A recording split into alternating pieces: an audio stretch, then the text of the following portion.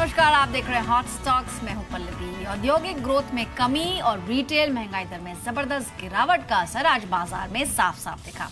ब्याज दर में कटौती की उम्मीद के चलते बाजार ने आज एक नया रिकॉर्ड बनाया। सेंसेक्स पहली बार 32,000 के पार निकल गया। वहीं निफ्टी भी 9900 के आसपास ही मंडराता रहा।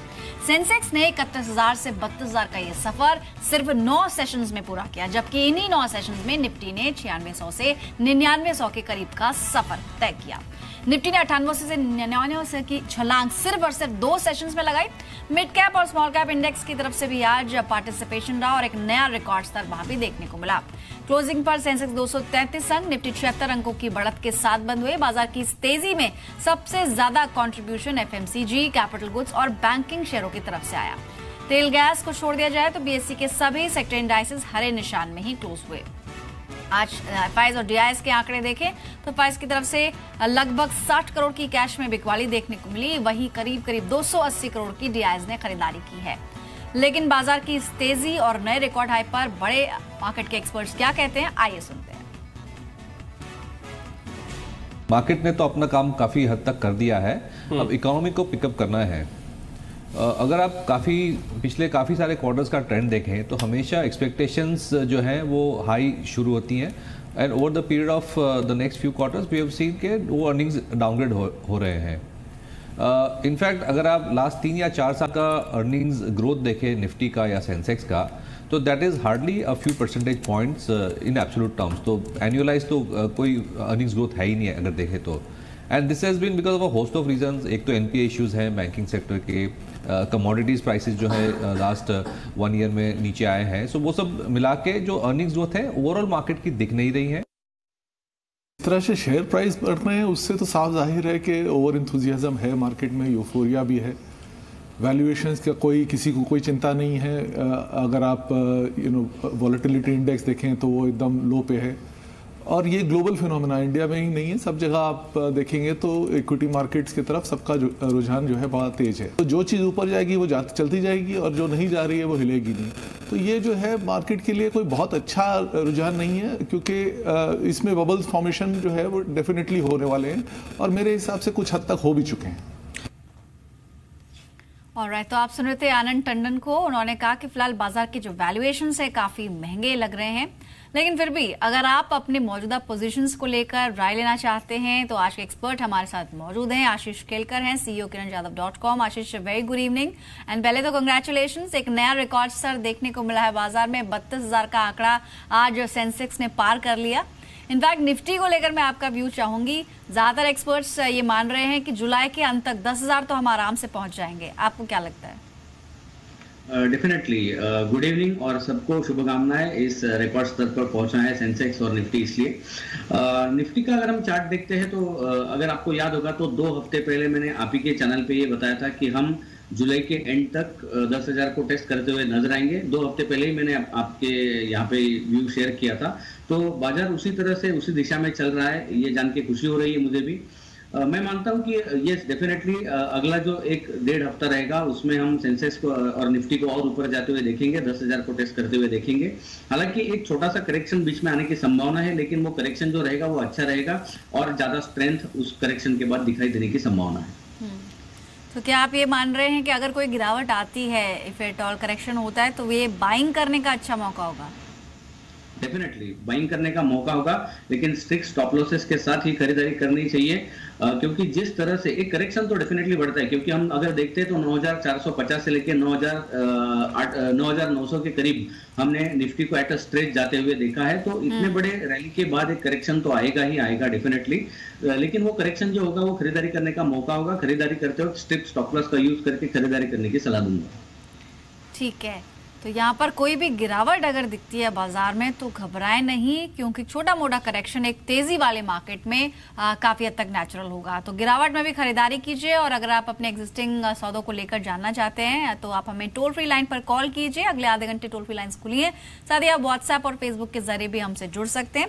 कई दर्शक हैं जो इस वक्त फोन लाइन पर मौजूद हैं। सबसे पहले बात करने के लिए हमारे साथ जुड़ रहे हैं निशांत मुंबई से। गुड इवनिंग निशांत, बताइए कौन सा स्टॉक लिया है आपने? Good evening ma'am. मैंने 4-5 साल पहले इंडियाबुल्स वेंचर लिया था। अच्छा। ₹10 और 1,000 शेयर थे मेरे पास। और Okay. जो मेरा अमाउंट जो बैंक प्राइस है ना उससे ज्यादा तो मुझे डिविडेंड भी मिल चुका है उसमें। तो अभी मुझे पहले क्या तो करना आपको चाहिए? बहुत मुबारकबाद, आपने इतने समय Thank you. इसको होल्ड किया और आपने 10 रुपए जैसे बता रहे हैं आपकी खरीदे, जी। मल्टीफोल्ड मुनाफा आपको इसमें मिल रहा है। तो अभी जी, मैम। क्या है, पैसे की जरूरत तो नहीं है, निकालने की तो नहीं सोच रहे हैं आप? मैम एक्चुअली मुझे निकालना नहीं है, लेकिन मुझे ये पैसा मतलब वहाँ से निकल के फोर्स मोटर टीवीएस श्री चक्र टायर में डालना है। अच्छा, तो ठीक मुझे है, इसके बारे में जानकारी चाहिए था।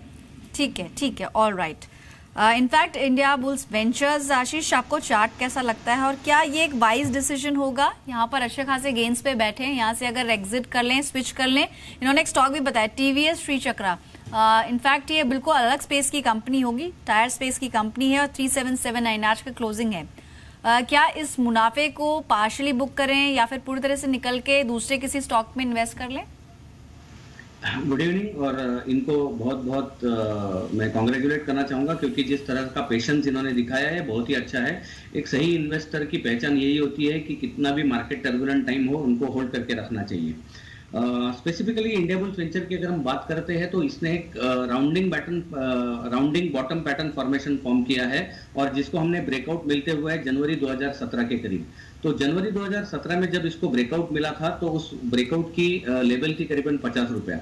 अभी राउंडिंग बॉटम पैटर्न फॉर्मेशन के हिसाब से इसका जो लक्ष्य है वो है करीबन 225 रुपया। सो मैं मानता हूं कि अभी भी इस स्टॉक में स्ट्रेंथ है ऊपर जाने की, तो डेफिनेटली होल्ड करने की सलाह होगी। लेकिन इनको मैं ये और एक एडवाइस ऐसा देना चाहूंगा कि इनके पास जितने शेयर्स है उसमें से 30% शेयर्स ये अभी बेच दे। और इन्होंने जो दूसरा स्टॉक कहा टीवीएस श्री चक्रा, इसका फॉर्मेशन देखते हैं तो ये भी एक बहुत अच्छा खासा पैटर्न बनाते हुए ऊपर की तरफ चल रहा है। तो जो 30% प्रॉफिट बुक करने की सलाह होगी वो प्रॉफिट बुक करके ये टीवीएस श्री चक्र में यहाँ पे खरीदारी करने की मैं सलाह दूंगा। ये जो स्टॉक है टीवीएस श्री चक्रा, ये बहुत ही अच्छे लेवल पे अभी आ चुका है। 3700 के लेवल तक ये नीचे आने की संभावना है, तो और 80 रुपए नीचे भी आ सकता है। यहाँ पे एक्यूमुलेट करना चाहिए। इसके लिए स्टॉप लॉस मैं रेकमेंड करूंगा वीकली क्लोजिंग बेसिस पर, क्योंकि लॉन्ग टर्म इन्वेस्टर है। इसके लिए इनको मैं रेकमेंड करूंगा 3490 रुपए का। और जैसे ही ये स्टॉक 4100 का स्तर तोड़ के ऊपर निकलेगा, इसका जो लक्ष्य होगा अगले 6 महीने में ये स्टॉक हम देख पाएंगे 4900 के लेवल पे। तो डेफिनेटली 30% बुक करें और वो पैसा टीवीएस चक्र में लगा दें। ऑल राइट, तो टीवीएस श्री चक्रा अगर आप सोच रहे हैं इसमें जुटाने की, निवेश यानी कि निवेश करने की, स्विच करना चाहते हैं तो 30% रकम आप इंडिया बुल्स वेंचर्स से निकाल सकते हैं और टीवीएस श्री चक्रा इन लेवल्स पे बाय कर सकते हैं। फोन लाइन पर हमारे साथ हरीश हैं जोधपुर से। गुड इवनिंग हरीश, बताइए क्या जानना चाहते हैं आप? हरीश सुन पा रहे हैं आप हमें?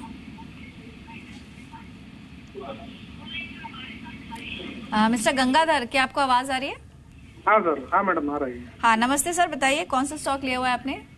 मैडम मेरा स्पाइस जेट है, मेरे पास 2000 शेयर है। किस भाव पे लिया है?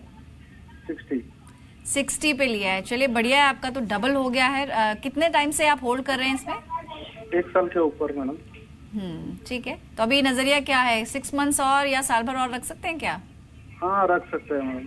चलिए ठीक है। स्पाइस जेट 60 रुपए की खरीदे, अच्छे लेवल्स पे इन्होंने लिया है। काफी कुछ बदल चुका है स्पाइस जेट में, मैनेजरियल चेंज हुआ और उसके बाद जिस तरह से स्पेकुलेशंस अभी भी काफी ये कह सकते हैं कि तेज हैं कि एयर इंडिया को लेकर कुछ डेवलपमेंट आ सकती है। स्पाइस जेट कैसा लग रहा है अभी आपको, और क्या इनको और फर्दर होल्ड करना चाहिए आशीष? हाँ डेफिनेटली, क्योंकि अगर हम इसका चार्ट देखते हैं तो इसने फरवरी 2017 से एक अच्छा उछाल हमने देखा है। करीबन 56 रुपीज से ये स्टॉक 136 गया था। बीच बीच में करेक्शंस जो हुए वो है करीबन अराउंड 20-25% करेक्शन यहाँ से हुआ है। तो मैं मानता हूँ कि ये जो करेक्शन 136 से लेके आज इसका जो क्लोजिंग प्राइस है 120, तो और थोड़ा नीचे जाने की संभावना है, लेकिन इस गिरावट से डरना नहीं चाहिए। इनको ये स्टॉक होल्ड करके रखना चाहिए। स्टॉप लॉस मैं रिकमेंड कर रहा हूँ 112 रुपए का, ये क्लोजिंग बेसिस पर स्टॉप लॉस लगाए। यहाँ पे एक्यूमुलेट भी किए जा सकते हैं। 112 का स्टॉप लॉस लगाए और ऊपर की तरफ लक्ष्य जो है 131 का है। 131 के ऊपर निकलता है तो 155 के लक्ष्य यहाँ पे दिखाई देंगे।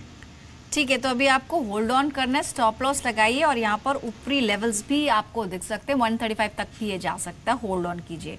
फोन लाइन पर विक्रम है बेंगलुरु से। विक्रम गुड इवनिंग, बताइए क्या पूछना चाहते हैं? विक्रम आप सुन पा रहे हैं? हेलो या विक्रम गुड इवनिंग, बताइए स्टॉक कौन सा है आपका? मैम मेरे पास 300 कैनफिन है। अच्छा, किस भाव पे? 580 590 के भाव पे कंफर्म ठीक से याद नहीं है, लेकिन 580 अच्छा, लेकिन ये शायद बहुत पुरानी खरीद लग रही है, क्योंकि हाल फिलहाल में तो ये भाव नहीं दिखा है, पिछले एक साल में तो कम से कम 2014। जी।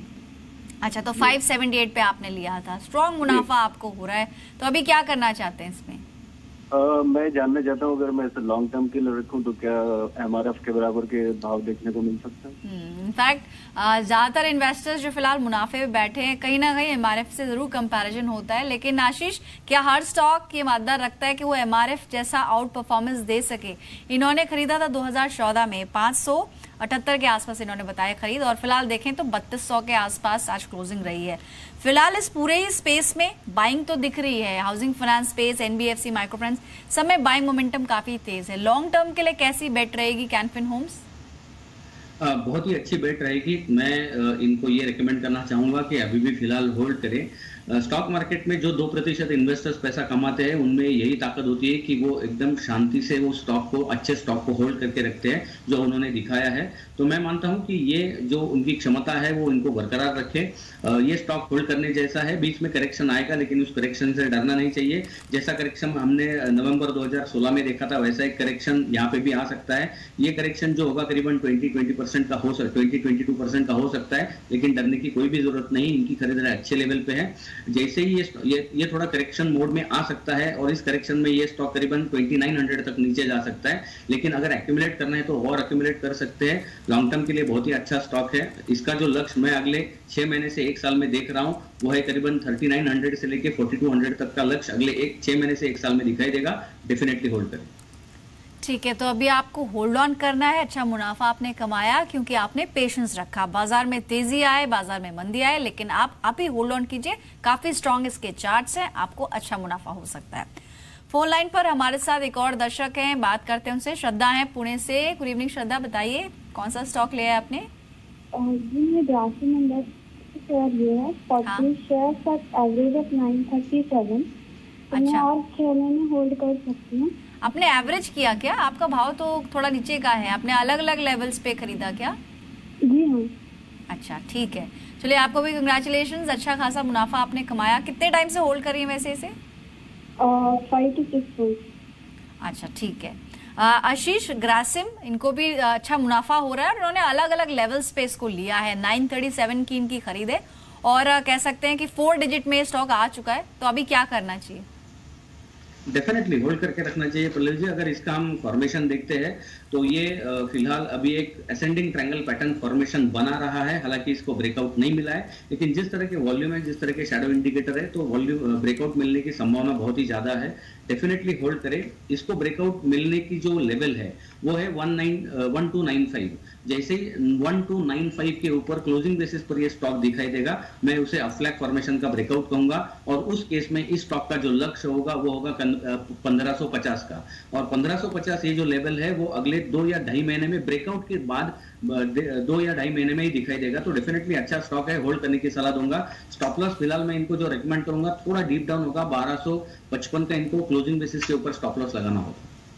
ठीक है, तो 1255 थोड़ा सा ज्यादा नीचे की तरफ है, डीप डाउन स्टॉप लॉस, लेकिन होल्ड कीजिए, अभी आपको और फायदा हो सकता है। हमारे साथ प्रमोद हैं इस वक्त दिल्ली से। गुड इवनिंग प्रमोद, बताइए क्या जानना चाहते हैं आप? मेरे को मैंने एक जेके पेपर लिया हुआ है 9350 पे। अच्छा, और कब की खरीदे सर ये? 9350 पे लिया हुआ। ये पूछना है 3 महीने के हिसाब से इसको रखने में ठीक है या 100 पे निकाल दूं? अच्छा ठीक है, 98 तो ये पहुंच चुका है, और अगर सेंचुरी मारता है आशीष तो क्या उन लेवल्स पे एग्जिट कर लें, फायदा निकाल लें अपना? नहीं, यहाँ पे मैं देख रहा हूँ कि जिस तरह का करेक्शन इस स्टॉक में आया था 123 से लेके करीबन 89-90 तक ये स्टॉक नीचे आया था। ये अच्छा करेक्शन था और स्टॉक में स्ट्रेंथ दिखाई दे रही है। और जिस तरह के वॉल्यूम इस गिरावट में थे वो उतने ज्यादा सपोर्ट नहीं कर रहे थे, लेकिन जब से इसने यू टर्न लिया है तो वॉल्यूम वापस बढ़ना चालू हुए हैं। तो ये एक इंडिकेशन है कि इसमें जो पॉजिटिव मोमेंटम है वो जारी रहने की संभावना है। इस स्टॉक का जो टारगेट दिखाई दे रहा है चार्ट के ऊपर है वो है करीबन 105 रुपए, 106 रुपए का। तो होल्ड करने की सलाह होगी। फिलहाल इसके लिए जो स्टॉप लॉस मैं रिकमेंड करूंगा वो होगा 96 रुपीज का। 96 का स्टॉप लॉस लगाए, 105, 106 के लक्ष्य के यहाँ पे निकल सकते हैं। ठीक है, यहाँ पर 105 के लेवल्स तक अगर ये स्टॉक जाता है तो आप एग्जिट कर लीजिए। तो 100 रुपए से ऊपर भी ये जा सकता है, थोड़ा सा पेशेंस आपको रखना होगा, होल्ड ऑन करना होगा। इनफैक्ट फेसबुक के जरिए भी कई दर्शक हमसे जुड़ रहे हैं, उनके क्वेश्चंस भी शामिल करते हैं। सौरंग शाह का क्वेश्चन है, ल्यूपिन को लेकर ही जानना चाहते हैं। आशीष, इनके पास 100 क्वांटिटी है 1130 के लेवल्स पे, और गजेंद्र है जिनके पास IDFC है, इन्होंने 63 के लेवल्स पे लिया हुआ है। दोनों के लिए क्या सजेस्ट करेंगे आप, कितना समय देना चाहिए? अगर ल्यूपिन की बात करते हैं तो मैं मानता हूं कि इनकी खरीद जो है 1160 की आपने कहा, राइट जी? 1130 अच्छा खासा लेवल पे इन्होंने बाय किया है, लेकिन ये इन्वेस्टमेंट करने जैसा नहीं है। फिलहाल इसमें कोई ट्रेंड रिवर्सल नहीं दिखाई दे रहा है। अगर ट्रेडिंग के हिसाब से इन्होंने लिया है तो होल्ड करने की मैं सलाह दूंगा। इसके लिए मैं जो स्टॉप लॉस रिकमेंड करूंगा, जो मूविंग एवरेजेस में यूज करता हूं, उसको उसी लेवल को मैं स्टॉप लॉस साबित करूंगा। 1110 का इनको स्टॉप लॉस मैं रिकमेंड करूंगा। जैसे ही ये स्टॉक 1168 के ऊपर निकलेगा तो इसमें एक बहुत अच्छा उछाल दिखाई देगा, जो कि स्टॉक को 1220 तक लेके जाएगा। तो ट्रेडिंग के हिसाब से ये मैं स्टॉप लॉस और टारगेट रिकमेंड कर रहा हूँ। स्टॉप लॉस 1110 का है और लक्ष्य अगर 1168 के ऊपर निकलता है तो 1220 के लक्ष्य हम इसको देख सकेंगे। दूसरा IDFC आपने पूछा। IDFC अगर इसका हम फॉर्मेशन देखते हैं तो इसमें फिलहाल उतना कुछ पॉजिटिव मोमेंटम नहीं दिखाई दे रहा है, तो मैं एग्जिट करने की सलाह दूंगा। ठीक है, तो IDFC में एग्जिट कर लीजिए। कोई भी तेजी आती है, आपके भाव के आसपास पहुंचता है तो निकल जाइए। दूसरा जो स्टॉक था उसमें आपको होल्ड ऑन करने की सलाह है, यानी ल्यूपिन में अभी बने रहिए। इनफैक्ट पराग ने क्वेश्चन पूछा है SMS फार्मा को लेके। इनके पास 100 शेयर्स हैं 87.5 के लेवल्स पे। स्टॉक में देखें तो ऑलरेडी काफी चल चुका है, 85 के आसपास आज क्लोज हुआ है। साथ ही हमें फेसबुक पर अनिरुद्ध ने पूछा है GSFC को लेकर। इनकी खरीद है 125.40 के लेवल्स की, 650 क्वांटिटी है। इनके साथ भी सेम हाल है कि इनकी खरीद के आसपास ही घूम रहा है। दोनों शेयर्स पर आपकी राय क्या होगी आशीष? पहले GSFC के बारे में बात करता हूँ। GSFC का ये जो स्टॉक है वो currently it is trading at around 125-126 के यहाँ पे क्लोज हुआ है ये स्टॉक। तो मैं मानता हूँ कि डेफिनेटली होल्ड करने की सलाह होगी, क्योंकि 113 से लेके इसने एक उछाल दिया है। जैसे ही ये स्टॉक चार्ट के हिसाब से 131 के ऊपर निकलेगा तो ये ब्रेकआउट माना जाएगा, और उस केस में इसका जो लक्ष्य होगा वो 138 होगा। तो डेफिनेटली होल्ड करने की सलाह होगी। इसके लिए स्टॉप लॉस जो मैं रिकमेंड करूंगा वो क्लोजिंग बेसिस पे होगा 123। दूसरा जो स्टॉक आपने कहा था SMS फार्मा, इसमें मैं मानता हूं कि जैसे एक ऊपरी स्तर इसमें दिखाई देगा, प्रॉफिट बुक करके लेना चाहिए। ऊपर का जो स्तर है वो 88.5 का है। जैसे ये स्टॉक 88.5 के नजदीक आता है वहां पे प्रॉफिट बुक करने की मैं सलाह दूंगा। ठीक है, तो SMS फार्मा में प्रॉफिट्स बुक कर लीजिए। कोई भी तेजी आती है तो आप अपना मुनाफा निकाल लीजिए। संचिता है केशोराम इंडस्ट्रीज को बारे में जानना चाहती है। 500 क्वांटिटी ले रखी है 152.9 के लेवल्स पे। आज 147 के आसपास क्लोजिंग रही है, लाल निशान में ही, ज्यादा पार्टिसिपेट इसने किया नहीं। वहीं फेसबुक पर कमल है, इन्फोसिस को लेके जानना चाहते हैं। इनफैक्ट नंबर्स भी आने वाले और काफी हद तक बाजार की दिशा अब डिसाइड होगी। इन्फोसिस के नंबर्स का क्या इंपैक्ट होगा वो हम जानेंगे। लेकिन इन्फोसिस इनकी खरीद है 960 के लेवल्स की। तो पहले केशोराम पे आपका व्यू चाहेंगे, फिर इन्फोसिस। केशोराम का अगर हम चार्ट देखते हैं तो पिछले करीबन 15 से 20 ट्रेडिंग सेशन में बहुत ही कंसोलिडेशन जोन में ट्रेड करता हुआ नजर आ रहा है। नीचे का जो स्तर है वो है करीबन 141 का, और ऊपर का अगर हम लेवल देखते हैं तो वो है 153 का। तो जब तक ये स्टॉक 153 ऊपर की तरफ और नीचे 141 की तरफ बीच में ऑसिलेट करता है, उसमें कुछ ज्यादा होने की संभावना नहीं है। तो जैसे ये स्टॉक ऊपर की तरफ निकलता हुआ दिखाई देगा, यहाँ से निकल जाने की मैं सलाह दूंगा। दूसरा स्टॉक है इन्फोसिस का अगर हम फॉर्मेशन देखते हैं तो सेम फॉर्मेशन है। बहुत ही वोलाटाइल सिचुएशन में ये स्टॉक इनडिसाइसिव मोड में ट्रेड करता हुआ नजर आ रहा है। ऊपर की तरफ अगर हम देखते हैं तो 1000 रुपए का लेवल है। जब तक 1000 रुपए के नीचे ये स्टॉक ट्रेड करता हुआ नजर आएगा, उसमें कुछ पॉजिटिव मोमेंटम नहीं आएगा। अगर ये स्टॉक 1000 के ऊपर निकलता है तो इसका सीधा लक्ष्य रहेगा 1040 का। तो फिलहाल इस लेवल पे मैं होल्ड करने की सलाह इनको दूंगा। इसके लिए जो स्टॉप लॉस मैं फिलहाल रिकमेंड करूंगा वो होगा करीबन 964। ठीक है, तो 980 पे आज क्लोजिंग रही है और 964 पे आप स्टॉप लॉस लगा सकते हैं। इनफैक्ट नतीजे भी आने वाले हैं कल, और जो जी बिजनेस का अनुमान है वो कहता है कि वॉल्यूम ग्रोथ में थोड़ा प्रेशर दिख सकता है। डॉलर के मुकाबले रुपए में जो मजबूती आई है उससे कंपनी की आय पर इस क्वार्टर में थोड़ा प्रेशर दिखेगा। क्रॉस करेंसी से डॉलर आय को भी 0.8% तक का सहारा मिलेगा। लेकिन इंपॉर्टेंट बात यह रहेगी कि अगर बहुत ज्यादा ना गिरावट आए, नतीजों में बहुत ज्यादा प्रेशर ना दिखे, तो स्टॉक पॉजिटिव वे में रिएक्ट कर सकता है। FI 18 के लिए 6.5 से 8.5% की गाइडेंस दी थी कंपनी ने, और देखना ही होगा कि मैनेजमेंट की जो कमेंट्री रहती है आने वाले क्वार्टर्स के लिए वो कैसी रहेगी। गाइडेंस पूरी करने के लिए Q1 में कम से कम 2.2 से 3% तक की ग्रोथ जरूरी होगी। मुनाफे की अगर बात करें तो यहां पर 5% तक का डिप देखने को मिल सकता है। हालांकि नतीजों से पहले आज स्टॉक ऑलमोस्ट 0.25% की तेजी के साथ क्लोज हुआ है। तो चलिए, खैर इन्फोसिस पर तो नजर रहेगी और कल उसका विश्लेषण भी करेंगे, लेकिन अब जान लेते हैं कि टॉप 10 स्टॉक कौन से हैं, यानी वो 10 स्टॉक्स जहां इंट्राडे में आपको फायदा हो सकता है। सबसे पहला नाम है प्राज इंडस्ट्रीज का। यूपी में सभी बसेस और टैक्सीज एथेनॉल पर चल सकते, ये कुछ बयान आज परिवहन मंत्री की तरफ से आए हैं और इसके निर्देश भी यूपी सरकार को इनफैक्ट अभी प्रस्ताव के रूप में भेजे गए हैं। तो यहां पर आप नजर बना के चलें। प्राज इंडस्ट्रीज में 80 रुपीज का लक्ष्य रखिए, 75.50 का स्टॉप लॉस लगाना होगा। इसके अलावा सुप्रीम इंफ्रा भी आपकी रडार पर होना चाहिए। देनदारों से कर्ज की रिस्ट्रक्चरिंग को लेकर कंपनी को मंजूरी मिल गई है। यहां पर बाइंग मोमेंटम कल दिख सकता है। 98 के लक्ष्य के लिए बाई कीजिए, 94 का स्टॉप लॉस लगाइए। L&T फाइनेंस एक और काउंटर है जहां पर नजर रख सकते हैं। आज आखिरी मिनटों में लगभग 13 लाख शेयरों का एक बड़ा सौदा हुआ, जिसके बाद यहां पर बाइंग मोमेंटम बनाए। 155 के लक्ष्य के लिए बाई कीजिए, 149 का स्टॉप लॉस लगाइए। साथ ही आइडिया, इस पर नजर रख सकते हैं। टेलीकॉम शेयरों में खरीदारी का रुझान लगातार जारी है। आज 2.5% ऊपर ये स्टॉक बंद हुआ था। इनफैक्ट जियो के टैरिफ बदलने से और बढ़ाने से सेक्टर की आय में सुधार या फिर स्थिरता दिख सकती है। इसके चलते आइडिया पे आप बेट कीजिए, 90 रुपीज के लक्ष्य के लिए 86.7 का स्टॉप लॉस लगाइए। टीसीएस नतीजे भी आए हैं Q1 के, और Q1 में एबिट मार्जिन 25.7% से घटकर 23.4% रहा, यानी अगर क्वार्टरली बेसिस पे हम कंपेयर करें। इस बार का जो मुनाफा है कंपनी का, उसमें भी कमी आई है। अनुमान था कि 7% तक घटेगा, जबकि मुनाफा 10% घट गया है। तो प्रेशर देखिएगा। आज तो स्टॉक ऑलमोस्ट फ्लैट था, कॉन्शियस था, बाजार में बिल्कुल पार्टिसिपेशन नहीं रहा टीसीएस की तरफ से। सेल करके चले, 2380 के लक्ष्य के लिए 2470 का स्टॉप लॉस लगाना होगा। इन 5 स्टॉक्स में से इन पर्टिकुलर आशीष आपको टीसीएस कैसा लग रहा है, क्योंकि नंबर्स बाजार बंद होने के बाद आए हैं और कल उसका रिफ्लेक्शन हमें दिखेगा। इसका अगर हम फॉर्मेशन देखते हैं तो 2700 से लेकर 2340 तक ये स्टॉक करेक्ट हुआ था। बीच में 2 दिन उछाल आया था और वापस नीचे जाने की संभावना चार्ट के ऊपर दिखाई दे रही है। तो मैं मानता हूं कि यहाँ पे सेलिंग प्रेशर कल बिल्ट होता हुआ नजर आएगा, और जिसमें ये स्टॉक करीबन 2380 या 2340 के भी लेवल्स दिखा सकता है। तो डेफिनेटली शॉर्ट करके चलना चाहिए। और आपने और एक स्टॉक कहा था जिसके ऊपर मैं खुद कमेंट करना चाहूंगा, वो है L&T फाइनेंस। बहुत ही बेहतरीन स्टॉक आपने सिलेक्ट किया है। यहाँ पे जो लक्ष्य चार्ट के ऊपर दिखाई दे रहा है वो है करीबन 155-157 के लक्ष्य दिखाई दे सकते हैं, और 148.5 के स्टॉप लॉस के साथ कल ट्रेड किया जा सकता है। ठीक है, तो स्टॉप लॉस लगाना होगा, और यहाँ पर हमारी राय है इंट्राडे के लिए आप इसको सेल करके चलें। चलिए, खैर बाकी के 5 स्टॉक्स कौन से वो भी जान लेते हैं। श्री पुष्कराज केमिकल्स, केमिकल शेयरों में अच्छी बाइंग दिख रही है, बाय कर सकते हैं आप कल। 240 का लक्ष्य रखिए, 231 का स्टॉप लॉस लगाइए। वेल्सपन इंडिया, पिछले 2 सेशंस की गिरावट के बाद आज ये शेयर चढ़कर बंद हुआ है। पिछले 5 सेशंस के अगर एवरेज डिलीवरी वॉल्यूम्स देखें तो वो 75% के आसपास है। बाय करने के लिए अच्छा मौका है, 93 का लक्ष्य रखिए, 87 का स्टॉप लॉस लगाइए। साथ ही स्ट्राइड शासन 50 दिनों के एवरेज के ऊपर स्टॉक जाके टिका है, और जुलाई वायदा में देखें तो शॉर्ट कवरिंग देखने को मिल सकती है। ऑलमोस्ट 2.5% की तेजी आज दिखी है। कल भी यहाँ पर बाइंग दिखेगी, 1025 का लक्ष्य रखिए, 992 का स्टॉप लॉस लगाइए।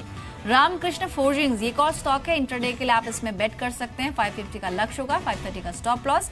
स्टॉक अपने साल के सबसे ऊपरी स्तरों के आसपास है, और पिछले 5 सेशंस के अगर औसत डिलीवरी वॉल्यूम्स देखें तो 67% रहे हैं। साथ ही फ्यूचर लाइफस्टाइल, ये एक बाय कॉल है इंट्राडे के लिहाज से। अंतिम चरण में शेयर में खरीदारी देखने को मिली है। 2 हफ्ते की एवरेज से ज्यादा वॉल्यूम इसने दिखाया है। 326 के लक्ष्य के लिए बाय कीजिए, 315 का स्टॉप लॉस लगाइए। आशीष, बाकी के 5 शेयर्स पे आपका कमेंट। अच्छे स्टॉक्स चुने, उसमें से एक जो स्टॉक है, 2 स्टॉक्स है एक्चुअली जिनके ऊपर मैं कमेंट करना चाहूंगा। पहला रहेगा फ्यूचर लाइफस्टाइल, बहुत ही बेहतरीन चार्ट स्ट्रक्चर यहाँ पे दिखाई दे रहा है। फिलहाल ये जो स्टॉक है 318-319 के बीच में क्लोज हुआ है। इसका जो लक्ष्य चार्ट के ऊपर दिखा रहा है वो है करीबन 330 रुपए का लक्ष्य चार्ट के ऊपर दिखाई दे रहा है। इसके लिए स्टॉप लॉस जो आपने कहा वही होना चाहिए। और दूसरा जो स्टॉक आपने कहा था वो श्री पुष्कराज, जिसमें श्री पुष्कराज केमिकल, जो करीबन 233 के लेवल पे क्लोज हुआ है, करेक्ट? जी, राइट। तो ये भी बहुत बेहतरीन स्टॉक है, वॉल्यूम भी अच्छे खासे है, मूविंग एवरेजेस ने पॉजिटिव डाइवर्जन दिखाया है, तो ये भी खरीदारी करने की सलाह होगी। स्टॉप लॉस करीबन 230 का लगाना चाहिए, और चार्ट के ऊपर जो लक्ष्य दिखाई दे रहा है वो है 242 का। इस वक्त फोन लाइन पर लाइव हमारे साथ प्रफुल्ल जुड़ रहे हैं बेंगलुरु से। प्रफुल्ल, गुड इवनिंग, बताइए कौन सा स्टॉक लिया है आपने? गुड इवनिंग मैम, मेरे पास बोडल केमिकल है 400 शेयर। अच्छा, बोदल केमिकल्स, और किस भाव पे लिए हैं आपने? 152 के भाव। अच्छा चलिए, आपने अच्छे लेवल्स पे ले लिया। कितने टाइम से होल्ड कर रहे हैं वैसे? अराउंड 6 to 8 मंथ हो गए। 6 to 8 मंथ्स हो चुके हैं, ठीक है। और कितना टाइम और दे सकते हैं? शायद आवाज उन तक नहीं पहुंची, लेकिन इन्होंने 152 के लेवल्स पे बाय किया। आज स्टॉक दिन के ऊपरी स्तरों के आसपास क्लोज हुआ है। अच्छी बाइंग दिखी थी सारे केमिकल स्टॉक्स में। 193 के लेवल्स तक स्टॉक ने टच के, क्लोजिंग 183 के आसपास हुई है। क्या सजेस्ट करेंगे आप, कितना समय और देना चाहिए? बेहतरीन स्टॉक है। अगर हम इसका डेली चार्ट रेफर करते हैं तो इसने एक संगम पैटर्न फॉर्मेशन किया है, जो कि संगम के बाद एक बहुत ही अच्छा पॉजिटिव मोमेंटम चार्ट पे दिखाई देता है। ये संगम जो फॉर्म हुआ था वो 161 पे हुआ था, इसीलिए जो अभी ये जो स्टॉक हम देख रहे हैं जिस तरह से ऊपर जा रहा है वो संगम के हिसाब से जा रहा है। अगर मैं इसका वीकली चार्ट देखता हूँ, क्योंकि ये थोड़े लंबे अवधि के हिसाब से देख रहे हैं, वीकली चार्ट देखता हूँ तो आज यानी कल अगर हम क्लोजिंग बेसिस इसका देखते हैं, अगर कल का क्लोजिंग बेसिस 179 के ऊपर रहना चाहिए, अगर रहता है, जो दिखाई भी दे रहा है कि हो सकता है, तो ये वीकली ब्रेकआउट माना जाएगा और उस केस में इसका जो लक्ष्य होगा वो है करीबन 215 रुपए का। तो मैं मानता हूँ होल्ड करना चाहिए। 215 ये मिनिमम पॉसिबल टारगेट है, इसके ऊपर भी जा सकता है। तो 215 के लेवल के लिए फिलहाल अभी होल्ड करें। स्टॉप लॉस जो मैं रिकमेंड करूंगा वो होगा करीबन 173। ठीक है, यहाँ पर 173 के स्टॉप लॉस के साथ आपको होल्ड ऑन करना होगा। चलिए, इतने ही कॉलर्स पर आज बातचीत कर पाएंगे। शुक्रिया आशीष, आपका समय निकाला आपने। कोई डिस्क्लोजर? जितने सारे स्टॉक्स हमने डिस्कस किए उसमें से किसी स्टॉक में मेरी खुद की कोई पोजीशन नहीं है, लेकिन कुछ स्टॉक्स ऐसे हैं जो हमने हमारे क्लाइंट को ऑलरेडी रिकमेंड किए। ऑलराइट, थैंक्स अ लॉट आशीष। तो फिलहाल हॉट स्टॉक्स में इतना ही, लेकिन फिर लौटेंगे कल। दिन भर का हाल आपको बताएंगे और साथ ही होंगे टॉप 10 स्टॉक्स। नमस्कार।